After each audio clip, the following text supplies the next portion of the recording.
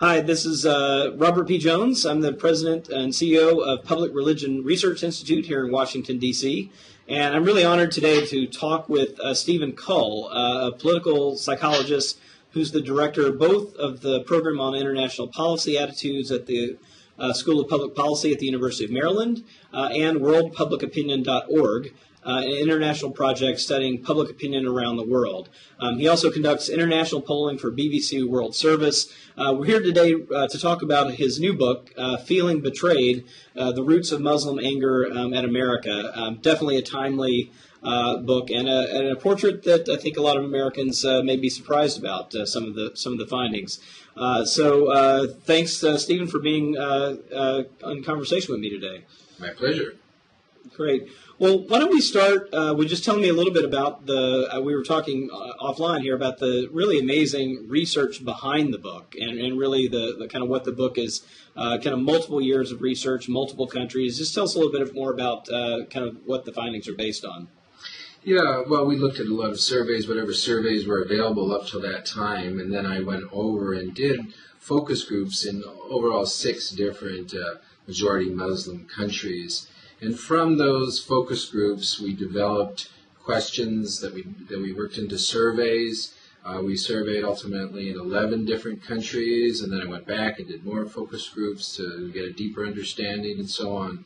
And then we drew from surveys from other working groups as well who survey throughout the Muslim world, so that it's really kind of a comprehensive review of all that's out there on the core issues about Muslims' views of the United States, of Al-Qaeda, of democracy, liberalism, the role of Islam in their society, terrorism, and so on. Yeah. I thought I'd just start with like a big picture question.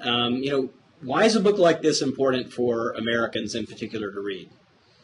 Well, there really is a big question here. What is going on with the Muslim world, and why are Muslims angry at America? And they are. They're even since Obama, you have not seen much significant improvement in the negative views of the United States. And this creates a kind of environment that makes it more possible for groups that are truly hostile toward America to arise and to commit terrorist acts against the United States. It creates a positive recruitment environment, you might say. So this isn't something that we can just kind of shrug off as, oh, well, some people don't feel good about us, so what? It's not a popularity contest. This is something that really does affect American interests. Now, most of them are not, don't support attacks on civilians, but there is an environment that makes them friendlier toward anti-American groups. Mm-hmm. You mentioned President Obama, and I've been following this a little bit myself and some of the polling we've been doing, but, I am surprised to see, given the efforts that the Obama administration has made, especially, right after coming into office, direct address to the Muslim world. And I was a little surprised to see, that the needle has hardly moved on. What do you make of that? Yeah, initially there were some positive movements, a sense of hopefulness that things would really change, but then those kind of slacked off. On the fundamental factors that bother them, the presence of U.S. force, the way force is used, the support for Israel, and support for autocratic governments. All of those have continued as far as they're concerned. They don't see a key change here. Mm-hmm. Yeah, and the book is called Feeling Betrayed. I thought I'd just start there too.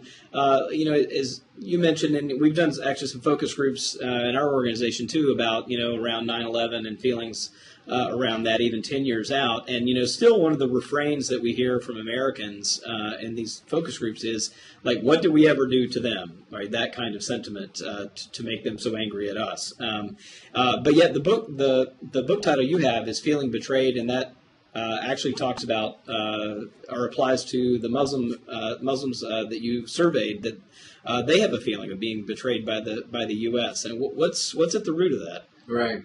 It's not the first thing you encounter. The first thing you encounter is the sense of anger that they're oppressing us, that America is oppressing us. But as you get to a deeper level, what comes out is this feeling that America holds out these positive values, these liberal values that they find attractive: democracy, international law, human rights, religious tolerance, the idea that a big power, even if it has big military force, it should not push other countries around. A big military force just doesn't have a right to demand things of other countries, that the countries are basically equal. And all of these are ideas that the U.S. promotes in a liberal context. And then there's a perception that the U.S. violates those principles.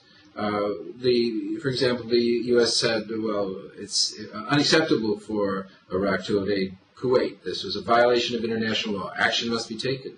But then the U.S.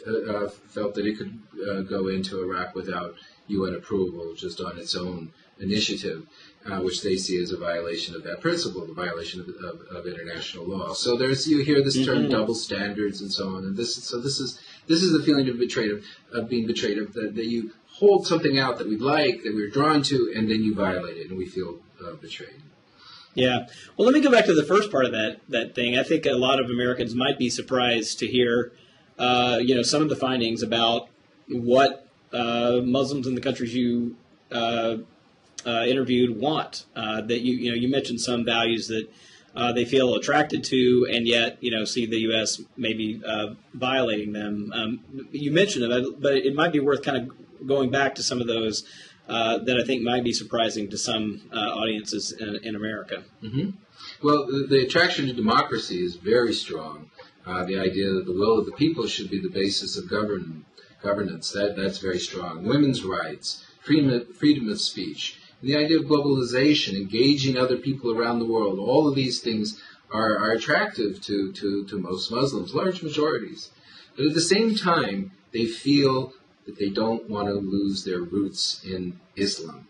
And they have this feeling that the U.S. is trying to make them do that, is trying to override their religion and trying to impose a different culture on them. So it's kind of complicated, because in some ways they're attracted to what the U.S. is bringing, but they don't want it to be imposed because they want to do it on their terms, and they think the U.S. isn't willing to do that. Yeah, and you had an interesting term. You talked about a kind of inner clash of civilizations.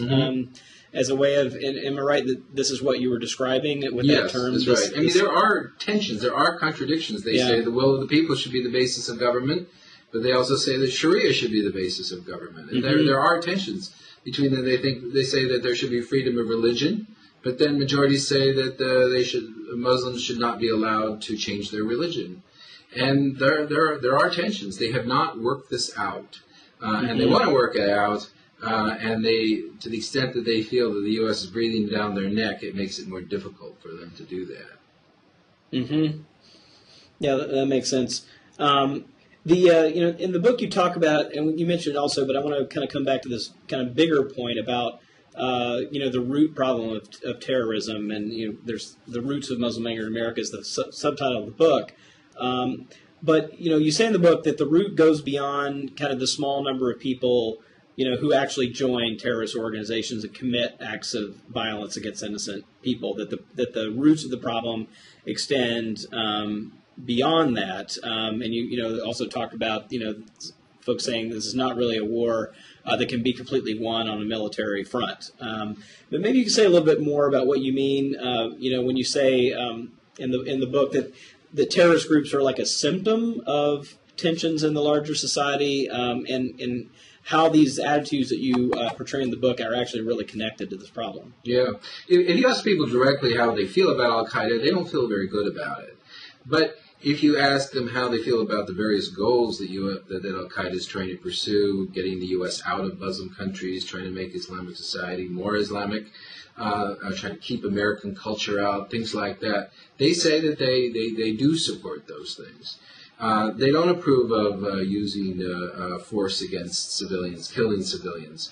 However, they do actually, majorities do approve of attacks on U.S. troops. Now, the way I put it is that it's like they have in their neighborhood two warlords, right? And they don't really like either one that much. But the bigger one, the United States, is a greater concern. It's seen as a bigger threat than Al-Qaeda. And Al-Qaeda stands up to the U.S., So even though they don't particularly like Al Qaeda, they kind of like it standing up to the U.S. Like there's one warlord out there offsetting the bigger warlord. So they kind of turn a blind eye to some things that they don't like about Al Qaeda.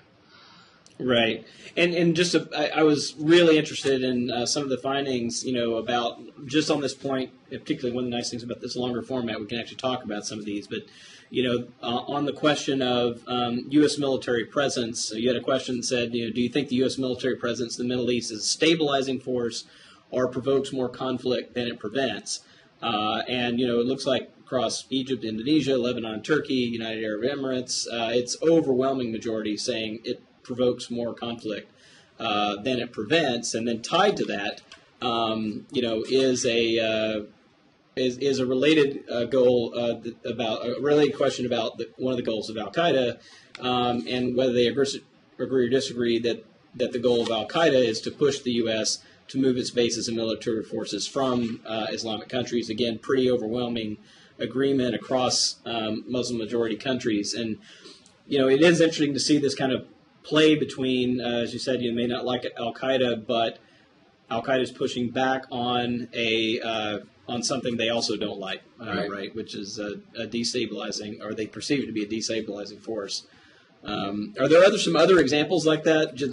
We might just put a finer point on this, that where there's something that the respondents oppose about sort of U.S. action, and while they don't necessarily approve of Al Qaeda is nonetheless pushing back on something directly? Well, the example is that they perceive that the U.S. is trying to impose its culture on the U.S. Interestingly, we even asked whether they thought Obama was trying to do this, and majorities thought Obama was trying to impose American culture. So they see the Al Qaeda as, in a sense, standing up for Islam, trying to preserve it.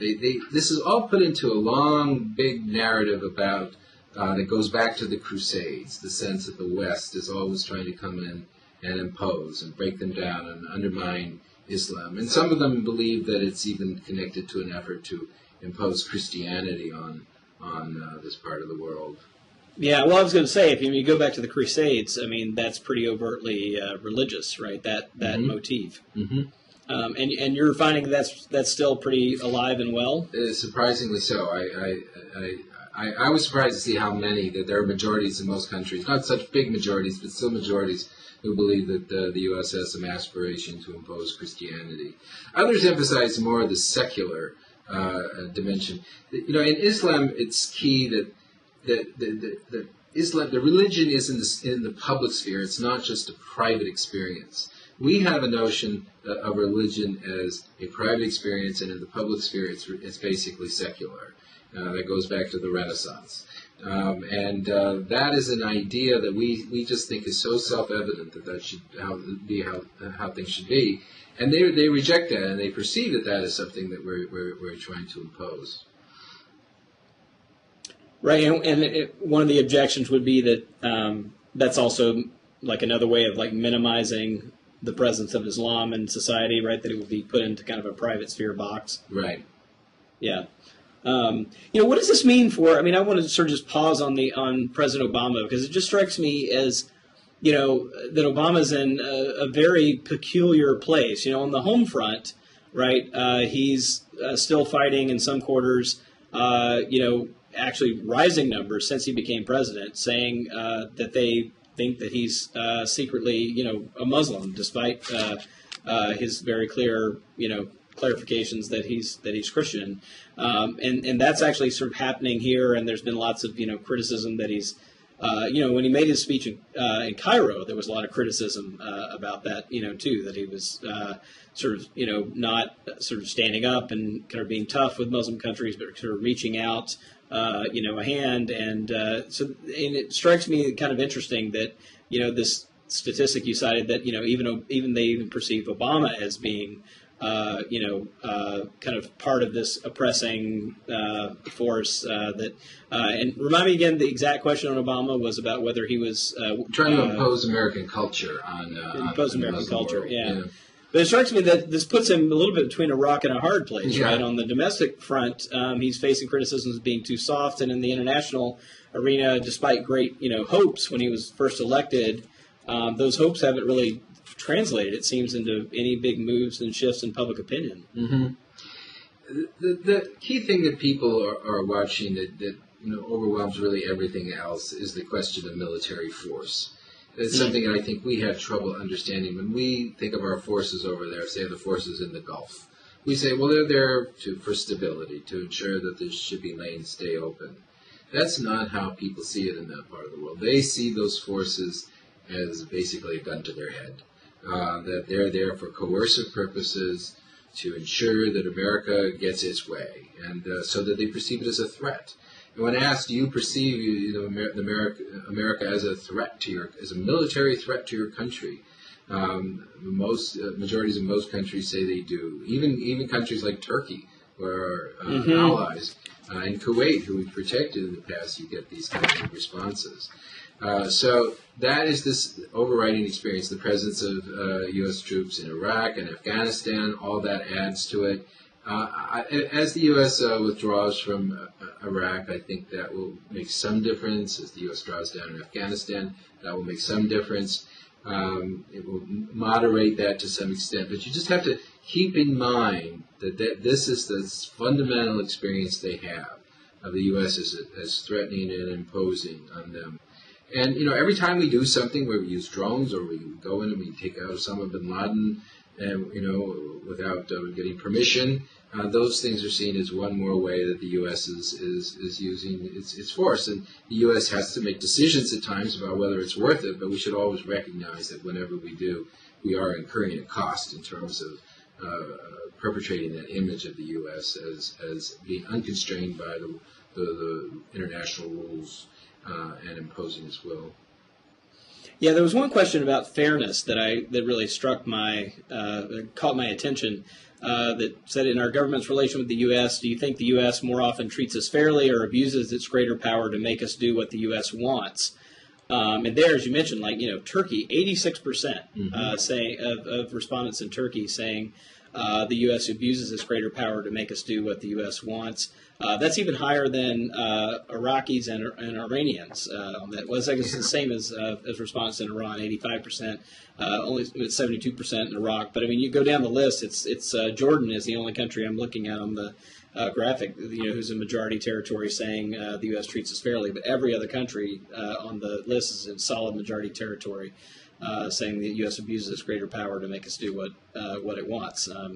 And yeah, that strikes me as deeply problematic for sort of relations going forward. Mm-hmm. I mean, you can argue with them, but that is fundamentally in how they experience it. I think of it like, imagine you're in a restaurant and somebody walks in carrying an AK-47, right? You get nervous. You feel intimidated. And, he says, oh, don't worry, I only use this on criminals. You're not a criminal, are you? Well, then don't worry, right? But still they get nervous. And if he says to the next table, hey, over there, pipe down, then with his AK-47 there, that's more intimidating. And that is a pervasive aspect of how they experience this, which I think Americans don't understand as well as they could. Right. This is a question that's maybe a little off the findings of the book. I mean, but I think you're exactly right. I mean, in no interviews we've ever conducted with Americans on this topic has any, really serious, plurality or anything near a majority, voiced any opinions that are like really strongly critical of U.S. foreign policy or the way the U.S. has conducted itself in the Middle East are pretty minority opinions. And it strikes me that. I'm just sort of wondering, what you think is, whether you think it's plausible that, that people in the U.S. Are likely to be able to even hear these criticisms, given that it's so far off the radar of most Americans.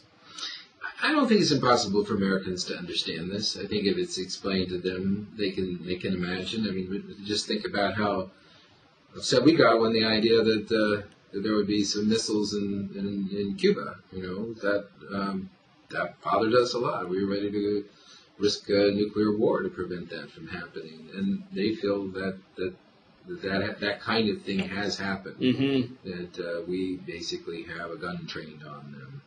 And we do things too, like we say, when we talk about Iran, we say all options are on the table.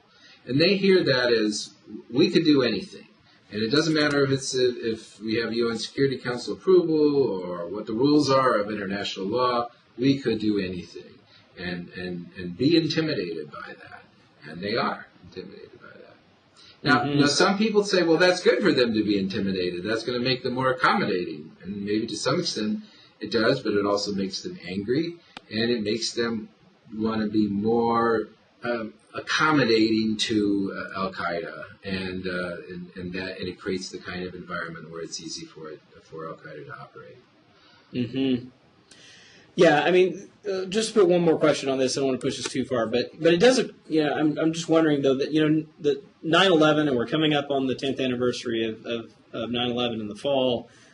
Still looms, I think, so large, in Americans' minds that, anything flowing from that is, no, we're the ones who were attacked, and, we're the good guys, and we're sort of going after the bad guys. I mean, that's the sort of dominant narrative. What is the way to, or do you think there's a way that, with that narrative in place, is it possible for there also to be a kind of self-critical narrative that happens that doesn't have to completely displace that one, because I think the likelihood of that is pretty small.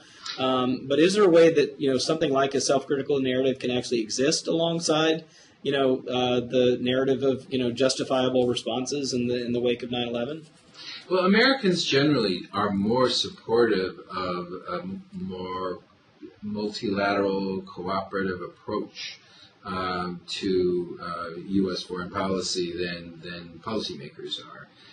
They say that the U.S. should work through the UN more, that the U.S. should abide by international law, that the U.S. should de-emphasize its military power, that the U.S. should be more collaborative with other countries, not get out in front so much, should put less emphasis on military force in its international relations and foreign policy, should be perceived as a country that plays by the rules of the game. So the kinds of the directions that Muslims are wanting the U.S. to move are not anathema to Americans. They just don't. I think they just don't entirely see how much Muslims see the U.S. as departing from those principles, though they don't think the U.S. abides by them perfectly, and they would like to see the U.S. abide by them more. Right. Another question I wanted to ask, and I don't know whether you've got any data on this or not, but one of the things that we found in sort of our research among Americans and their attitudes about Muslims and their attitudes about Islam is, that very few Americans know anyone who's Muslim, right? So a lot of their perceptions are driven by the media, and you can actually see quite large differences in opinions about all kinds of things related to Islam and Muslims based on media consumption patterns, right? And one of the things we found is that two groups that have very different views about Islam and Muslims are those who say they most trust public television on the one hand to give them kind of accurate news about current events and politics, and those who say they most trust Fox News.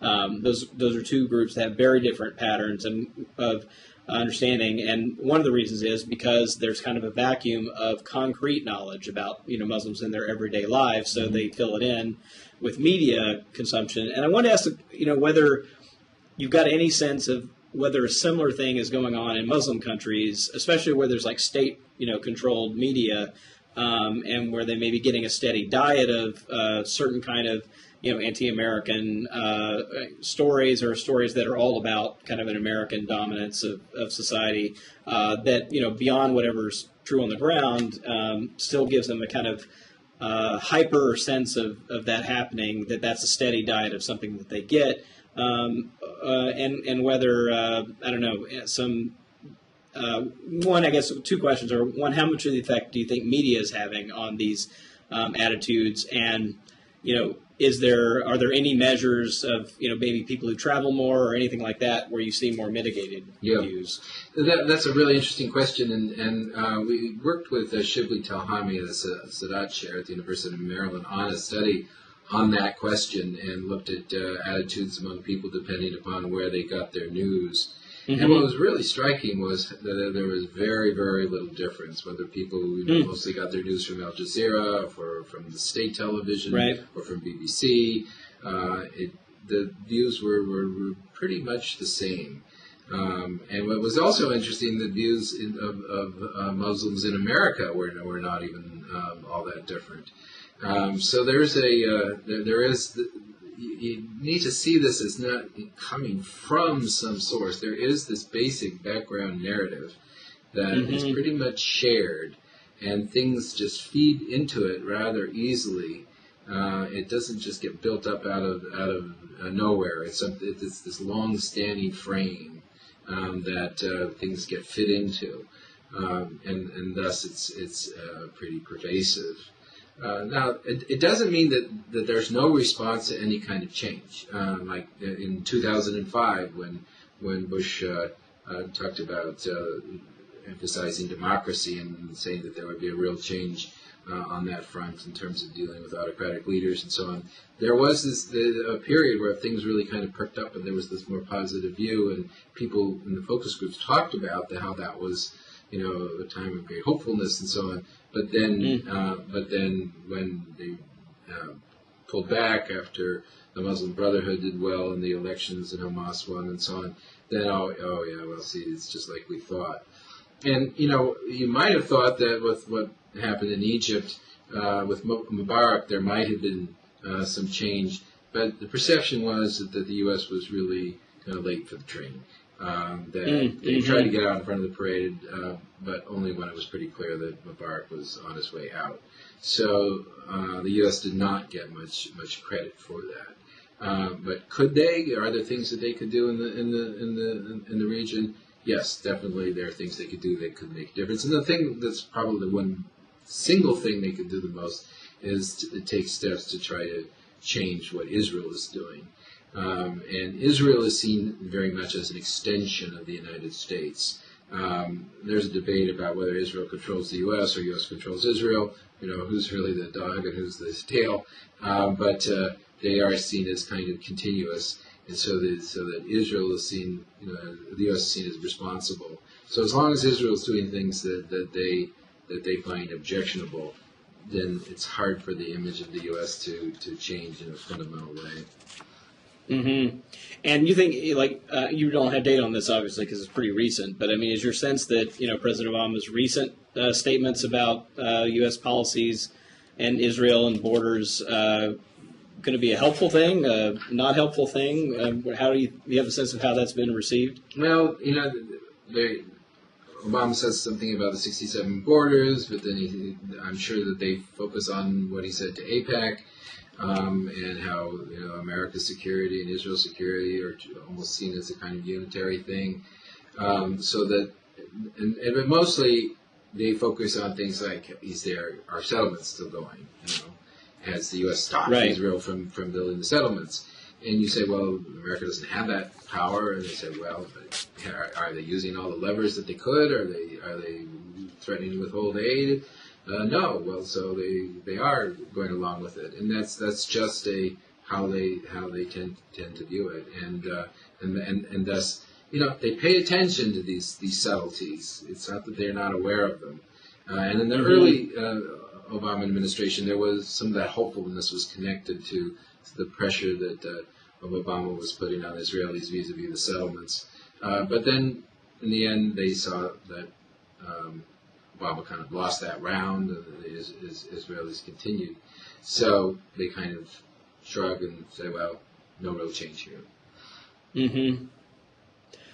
Yeah, I want to circle around to a kind of maybe a depressing question, but I hope that it'll come out. You do sort of end the book with, it's not a completely gloomy picture, that there are actually some possible things that you hinted at this, but maybe talk about a little bit more detail. I'm looking at one of the findings that that you found that many majorities in many Muslim countries think that common ground is possible to find common ground between Muslim and Western cultures. Majorities Lebanon, Indonesia, Egypt, Morocco, sort of more divided in Turkey and the United Arab Emirates, but still a fairly strong majority in a number of countries, despite all the negative findings that we were talking about in terms of attitudes about the U.S. and its role in the world. But can you point to like some places where there may be some kind of hopefulness and particularly some things that the U.S. can do? And I might want to flip the question and ask, are there things that you think ought to be on the agenda of people in Muslim majority countries that they could do as well that might help bridge the gap? Yeah, a lot of questions there.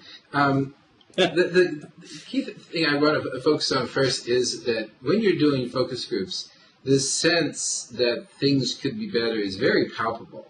It's this idea that, there's this clash of civilizations, that's how we are, and it's inherently a conflict. That is really not present. In fact, there's this strong sense of people almost beseeching America and talking to me like, can't you go back and bring them to their senses? And they, in that context, they often say positive things. America, deep in its heart, Americans are really very good people. We see that about America, but it's lost its way. And if only it could just reconnect to its good heart and to its sensibilities, and it has brought many good things to the world, and we want that. We want to avail ourselves of that. We want to learn things that America has, and can't you somehow get that across to them? Is the tone. But that's why there's this, I say, feeling betrayed, because then they're let down, but then there's this hope, and then there's this sense of being let down. It's almost like, Lucy and Charlie Brown and the football, where they kind of keep going to that cycle. And so it's not stuck. It's not frozen. It's just going through the cycle. Now, as for things that the U.S. can do, I mean, short of complete turnover, I think that there are key things are really reducing the use of military force, reducing the presence of military force, reducing the threat of military force, to send signals that say that we are constrained. Now, I think a really good example is this question of oil. There is a perception that the U.S., with the Carter Doctrine, made a statement that said basically, we have the right to your oil. It's in the American vital national interest to have access to oil. Therefore, whatever it takes, we're going to do it. We don't care what you say. And now, did Carter say that? No, Carter didn't say that. If you read closely, he didn't say. You can say, it's all a big misunderstanding, right? But the U.S. does not come forward and say, look, we know your oil is your oil, that you have sovereign rights to that oil, and we don't have any claim on it.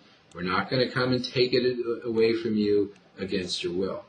See, I think there are some people who think, well, maybe it's good for them to have these ideas that we would just go and do that. We don't even have to say it, so we kind of get it both ways. But we don't get it both ways. They do act as if we have made that claim on them. So that, to me, is an example of the kind of thing that we can do to mitigate.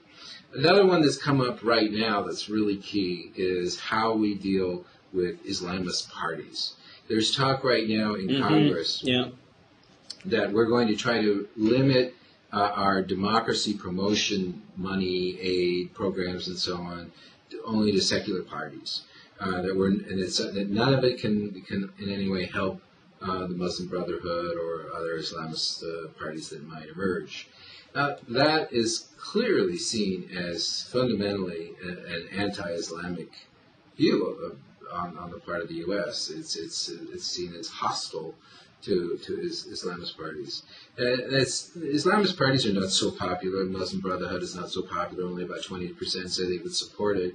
But more than 2/3 say that it has a right to participate in politics, in the political system. And is this another one of those places where, when you're talking about like just the right of a group to freely organize, to freely run, where sort of they're penning, that's a fundamental American principle, right? That the U.S. is not quite perhaps following through on. They see that as another example of how the U.S. has betrayed them and betrayed the principle of democracy, that people can organize and put up for vote whoever they want to. And the U.S. is being selective and choosing which ones they want to support or allow. And there is a perception that the military forces in the region are there partly to ensure that Islamist forces never gain power. In Algeria in 1991, when the Islamist parties looked like they were going to ascend to the Islamic Salvation Front, looked like they were going to win, the Algerian military basically stopped the election, and the U.S. pretty much turned a blind eye to it and kind of implicitly supported it.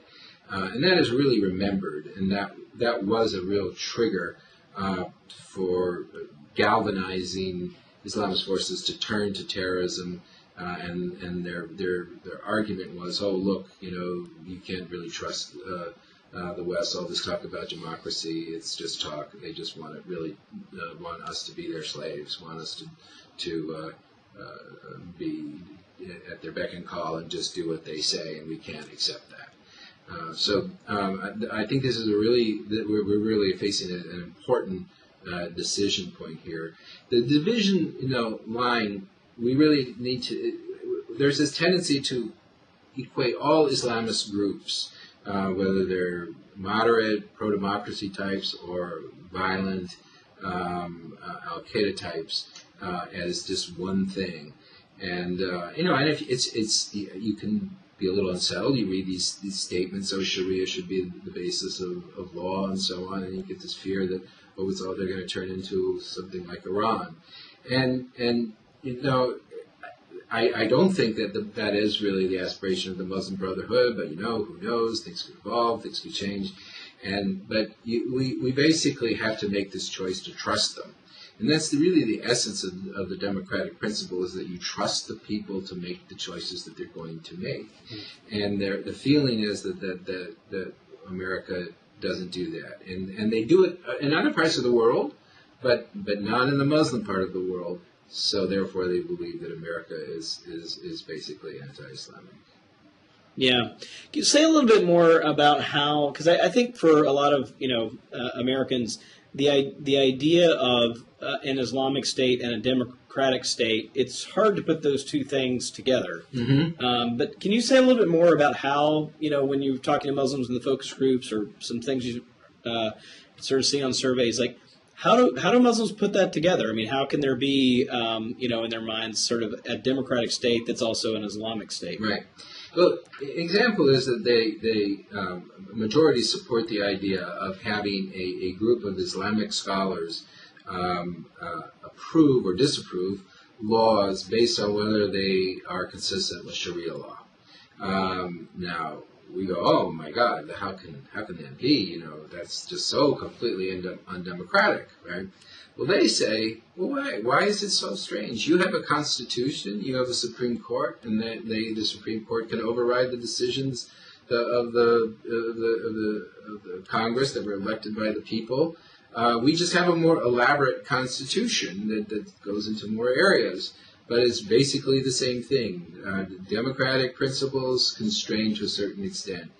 Now, that doesn't mean that they have really worked it all out. There are areas of that certainly look to me like contradictions, some of which I mentioned earlier. But these are, it's something that and many of them know that there are apparent contradictions, but they want to try to work it out on their terms. And they are going to produce something that's different than what we see. There is just always this feeling that ultimately everybody's going to become like us. And they hate that when we talk that way.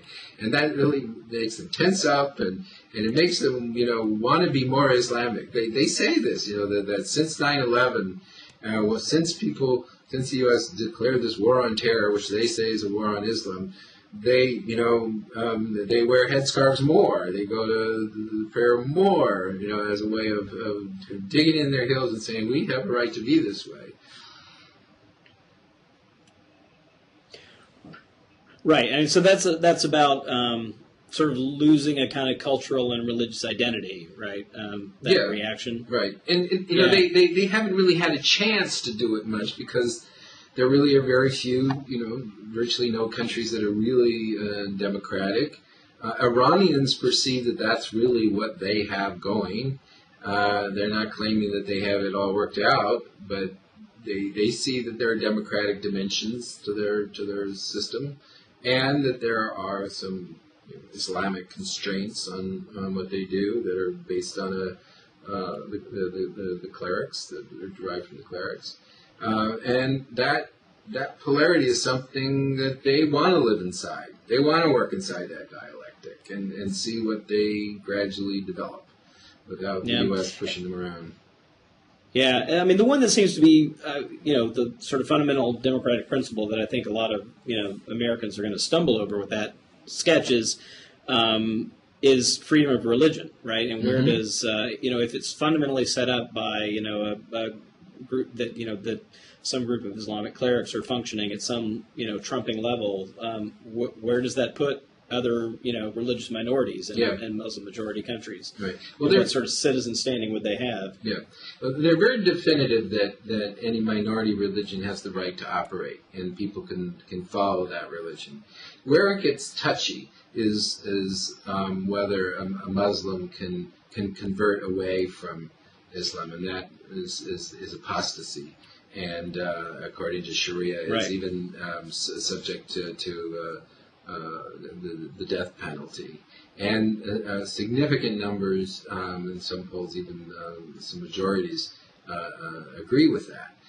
That's one of those things that makes you really tense up when you hear that kind of thing.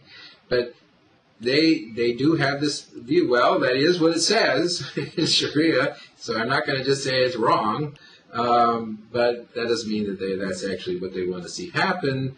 But it is something that is at odds with the liberal principles, and they're going to work it out the way they're going to work it out. There are certainly voices in those societies that speak on the other in favor of liberal values and saying no, people should have the right to change their religion if they want to. But in the current environment, people don't feel as comfortable coming forward and saying those things because they are looked at as, who are you, aligned with the U.S.? Is the U.S. paying you? That kind of thing. And so by us hovering over it in this way, we kind of interfere with the process working its way out. Mm-hmm. Yeah. I want to ask about two kind of pieces of context here and kind of get your take on, where you think things are going. One is, what the media has dubbed the Arab Spring. We've already mentioned, Mubarak on his way out and, similar events kind of across a number of countries in the Middle East that I think, many Americans are watching with some hopefulness and some inquisitiveness, and I think are sort of holding their breath, right, waiting to see on how some of this actually works out and gets institutionalized. Mm-hmm. And then the other thing we got going on this side of things that are on the home front is a presidential election cycle. Mm-hmm. And, at least if you listen to the last or one of the early Republican debates, like one of the big issues that's going to get, that's still getting kind of thrown around is the issue of the place of Islam and Muslim Americans in American society. Specifically, I think we now have, last time I checked this out, 26 different states in the country who have introduced some form of anti-Sharia law, right, saying that, U.S. courts can't cite Sharia law in U.S. cases, even though that hasn't really been a big threat. We've got one of the Republican candidates, Kane, saying, that if people were going to appoint a Muslim to his cabinet, they would have to take a special oath of loyalty. We have Representative King holding hearings on the kind of radicalization of Muslims in America, and General McAllister, at the Republican Leadership Conference just last week, said that he thinks that no mosques should be built on American soil. The blood that has been soaked with the blood of Americans who have been killed by Muslims. Yeah, definitively, right. No mosques. Yeah.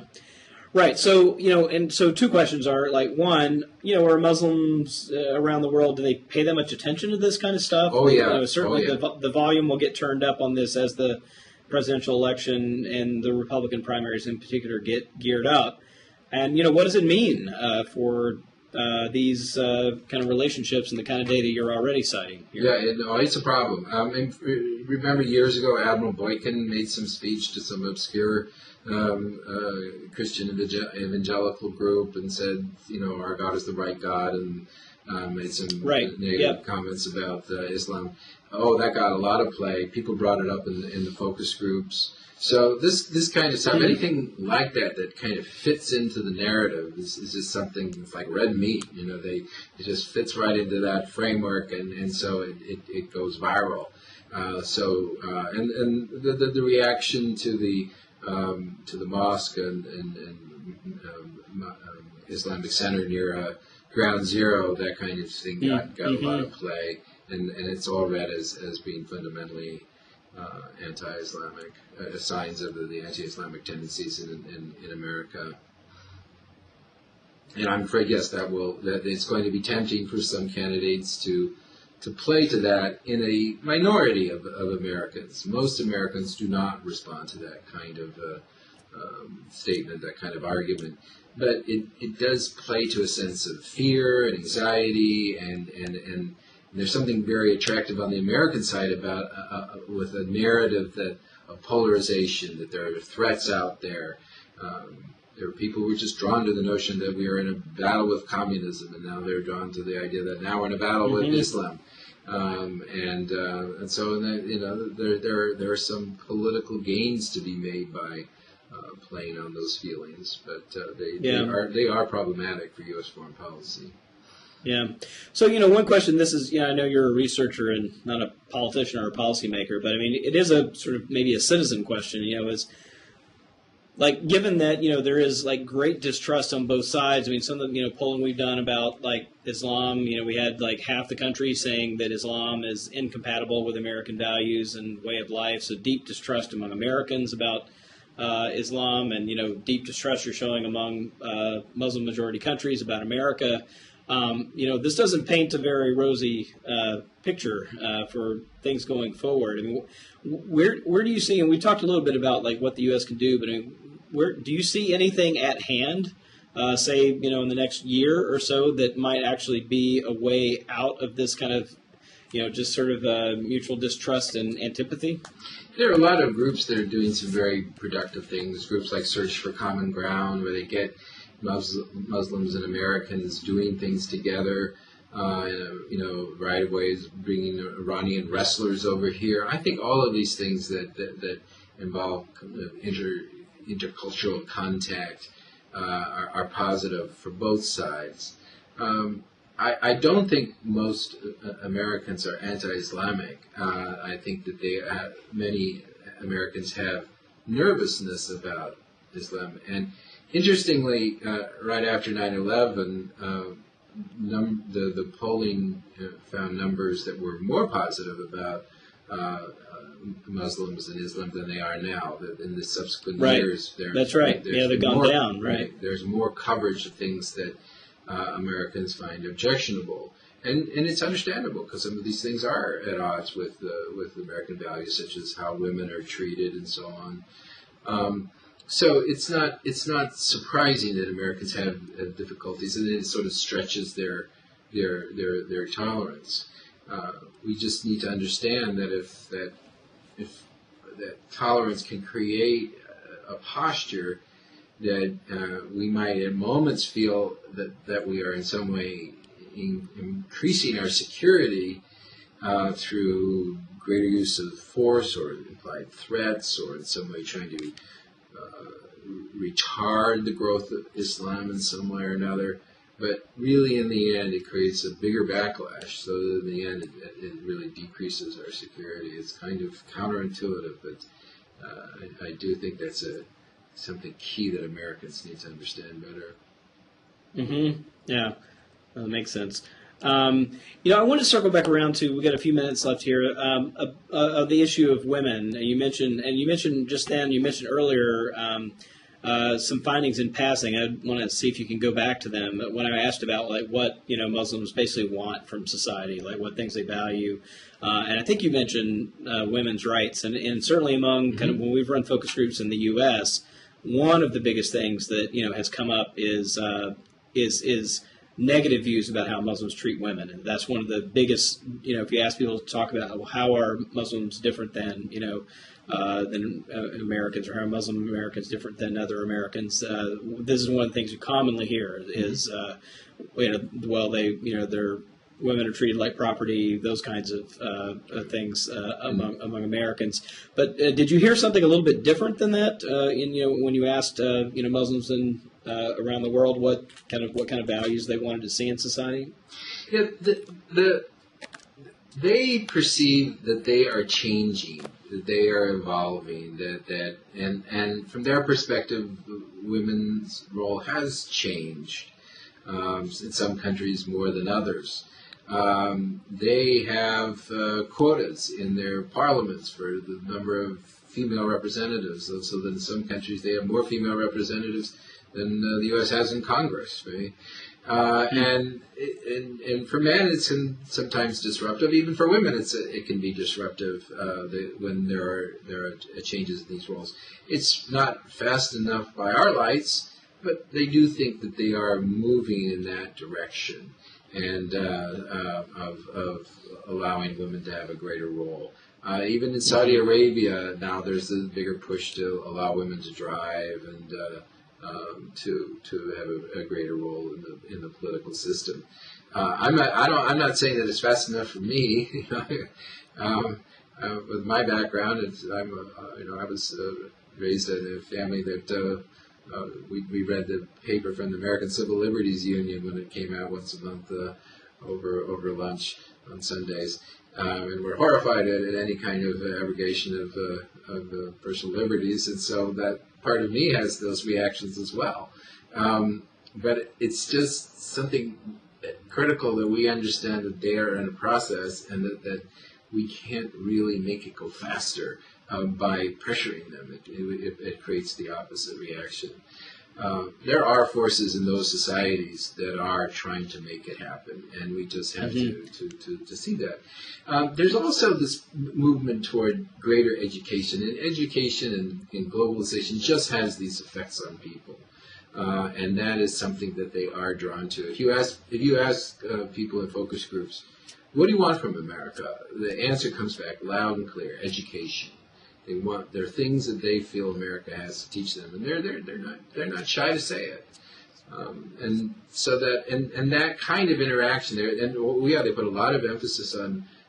They're being really offended that since 9/11, it's just become much harder to get visas, and the way they're treated in the process of getting visas, much more suspiciously, and so on, really offends them. But they want to be able to come here and get educated here, and that is part of that positive sense that they're being drawn to America, what it represents, and so on. And in that way, I think they will. I think there's evidence that they are incorporating different ideas, changing ideas about the role of women. Right, and then the only question there is like whether whether that change is perceived to be like a concession, to or an incursion of Western values, or whether there's something within Islam sort of fueling that change. I don't know whether you have a sense of that or not. They work real hard at that, at taking things that are in Islam to say, that Muhammad talked about having consultation, shuras, they're called, and they emphasize that is kind of the basic foundation for democracy and so on, and things that Muhammad said about the rights of women and so on. So that that's them trying to make it local, to build it up from their base, and that they think that's great. Now Al Qaeda doesn't think that's great, and that there is definitely a whole school of thought there that says that they want to preserve this very traditional style and get further back into that. But that is not a majority view. And if people can choose between the more moderate approach that's more open to the West and Al Qaeda's approach, they would definitely reject Al Qaeda's approach. Great. Well, we're about at time, but I thought I'd at least throw one more just opening to you to see if there's anything we haven't really touched on that you think is just important to put out that findings about the book or something that our discussion brought up before we wrap it up. Mm-hmm. Well, I think that the question of emphasizing commonalities is really key. We have a very strong tendency to come into situations and to see ourselves as kind of the active agent, to see the liberal values as coming from us rather than coming from them. For us to get our idea of how things should be, and we almost like the sense that it is being executed. And when they take steps in the directions that we like, we tend to say, "Oh, now you're doing what we want," right? And it's really hard for us to kind of keep our lips zipped and say, "Oh, is that right? That's something that's how you're moving. That's great." And to provide support, but to not be the active agent. It's hard for us to understand how much they perceive that. Let me just give you tell you a little funny story. They think that we are so powerful in their life. So, example, I asked okay, it was in Pakistan. I said, what do you want from America? And a woman said, there's too much garbage in the streets. And I said, what's that got to do with America? Oh, there's just too much garbage. It would be better if there was less garbage. And I said, well, you think America can somebody help with that? Well, of course. It's a superpower. And then everybody around the room just kind of nodded, yeah, that's something America could do. There's a perception that the U.S. controls their media. I said, you think the U.S. controls Al Jazeera? Oh, yeah. And then there's this perception that the U.S. was behind 9/11. Now, that's not a majority view, but a lot of them think that's a real serious possibility. And there are all kinds of ideas they have about American power. So when you hear them say this statement like, the great Satan, I thought, well, that's just this epithet. They're just calling us bad word, But with time, I came to understand that they're actually... that is a good description of how they experience this, almost this kind of cosmic principle that's beyond human almost. This, and then they're very prone to conspiracy theories. They love weaving them, and so they make up all kinds of stories. And you say things like, of course, one of the biggest examples is 9/11. Now, I think the reason that they say, well, maybe most of them do not reject the idea that Al Qaeda was behind 9/11. They don't know exactly who was, but they reject the idea that Al Qaeda was. And why are they doing that? Well, I think it's because they kind of want to keep the in the back of their mind that keep away the fact that things they don't like about Al Qaeda, so that they can kind of continue to turn a blind eye to what it does that they do like, which is standing up to America.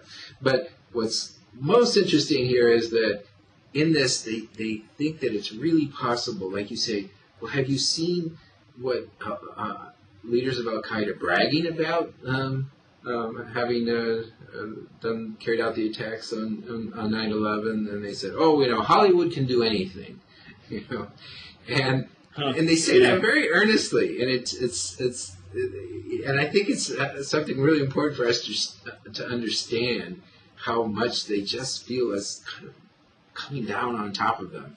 Now, it also comes through the movies, through culture, and so on. They feel, through the culture that America's trying to undermine their Islamic culture. And now somebody else in the focus group will say, well, it is our fault, I mean, we are watching it, and they say, yeah, but still, America's somehow making us do that. And then people go, yeah, that is the way they are. And so it's something that, if I would sort of underscore here is, and that became clear to me from having spent time there and in focus groups and hung out with people, that they just experience America so present, so domineering, in a way that's way beyond anything that we can really grasp or think is going on there. Right, and then tied to this other idea that, you talked about the kind of two warlords or two gangs that, on the other hand, they're not all that happy with particularly targeting of civilians, right? And other things about Al-Qaeda. They don't really buy Al-Qaeda's ultimate vision of a pure, undemocratic Islamic society. They support the United Nations. But these two things are in tension. Sorry? I was just saying, but these, but nonetheless, they do see Al-Qaeda as at least pushing back on some of the dominance of the U.S. that they're also concerned about. Yeah. And that's why it's important for us to recognize this, because it's really to our disadvantage. And anything that we do that reaches toward that common ground. When I would do these focus groups, often they would get very angry and kind of treat me like I'm the symbol of America and yell at me and point at me and say, why can't you, and tell them, and that kind of thing. But at the end of the focus group, there would always be this sort of surge of warmth toward me. And people would come up and shake my hand and say, thank you so much for listening. And you could really feel the desire to connect. And underneath there's this kind of unrequited love almost for America, and a sense of hurt that America rejects things about them, and wanting America to accept these things about them. And then sometimes they get mad, but underneath there's this kind of hurt and desire, and this feeling of being betrayed, which has, in a sense, a kind of a softness, to it. It's not necessarily an impulse to strike out, and it's hard for them to fully expose that. That's why I put it in the title, to really emphasize that, because that's something I think we don't really see about them, that there is a kind of longing to connect, and a longing to be accepted by us, and a hope that there is some way that we could live in some kind of more harmonious relationship. Great.